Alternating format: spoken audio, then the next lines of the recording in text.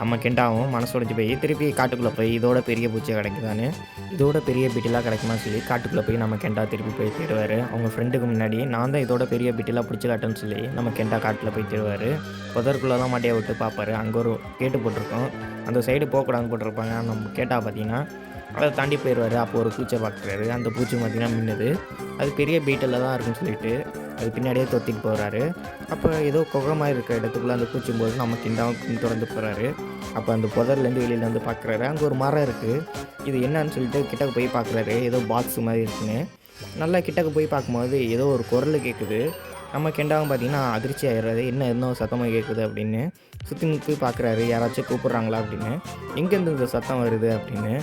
காயினை உள்ளே போடு, காயினை உள்ளே போடுன்னு ஒரு சத்தம் வந்துக்கிட்டே இருக்குது. நம்ம கெண்டாவும் எல்லா இடத்தையும் சுற்றி சுற்றி பார்க்குறேன். யாராச்சும் விளாட்றாங்களா, யாராச்சும் வம்புழுக்கிறாங்களான்னு சொல்லிட்டு நம்ம கெண்டாவும் கத்தாதுன்னு சொல்லிட்டு நானே காயினை போடுறேன் அப்படின்னு சொல்லிட்டு காயினை போடுவார்.